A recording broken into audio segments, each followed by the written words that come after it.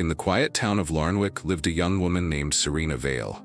Serena carried something heavier than any suitcase or burden of work she carried, the need to explain herself to everyone. If she refused an invitation, she justified it. If she made a decision, she explained it. If she chose rest over hustle, she defended it. If she changed her mind, she apologized for it. She didn't realize it, but her days were filled with invisible scripts, explanations she believed other people deserved. One evening, after a long day, she sat on her small balcony overlooking the rooftops. The sunset was beautiful, but Serena felt none of its peace. She whispered, "Why do I always feel guilty for choosing what's right for me?" She didn't know she was about to meet someone who would change everything.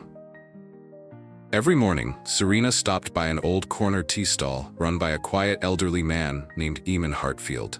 He never said much, but he always served tea with a calm smile, the kind that made people soften without knowing why. On this particular morning, Serena looked exhausted. Eamon watched her stir her tea nervously and asked gently, "Child, what has your mind tangled today?" Serena hesitated but answered honestly, "I'm tired. Every time I choose something for myself, someone gets disappointed.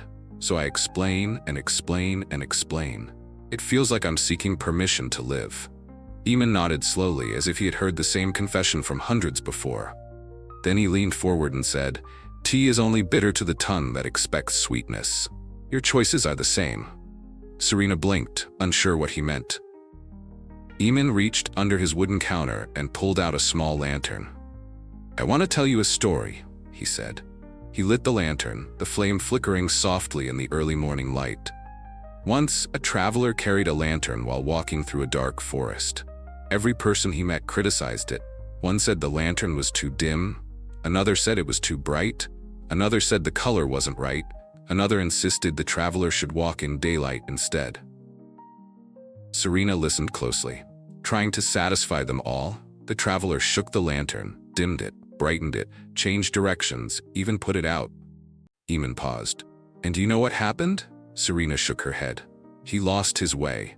Because he stopped walking with his own light and tried to walk with theirs." The lantern flame danced as if agreeing.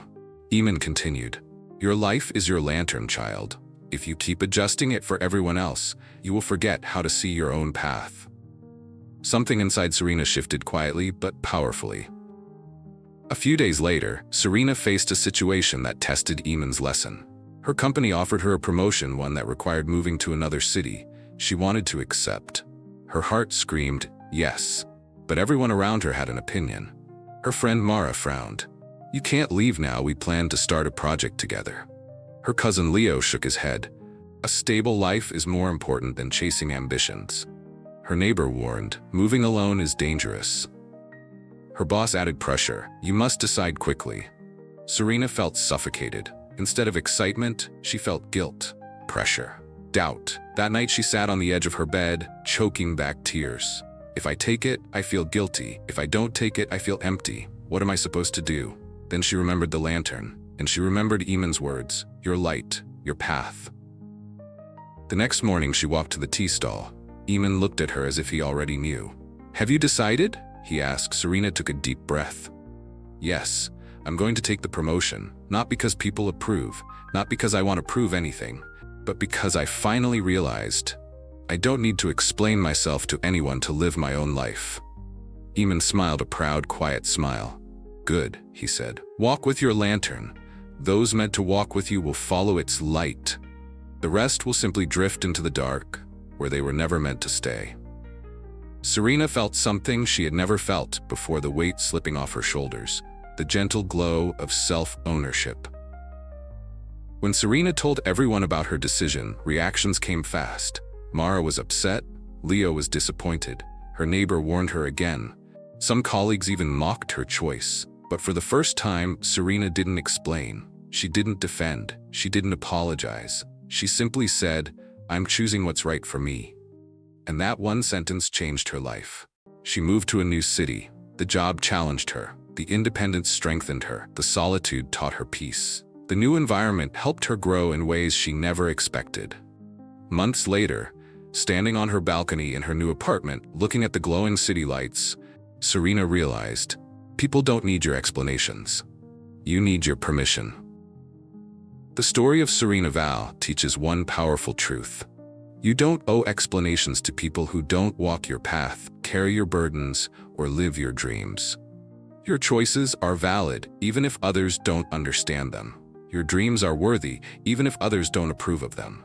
Your peace is important, even if others don't see it. Like the traveler with the lantern, you lose your way the moment you dim your light for everyone else. So walk forward, walk boldly, walk with your own flame. Because the world doesn't change when you explain yourself. It changes when you finally start living for yourself.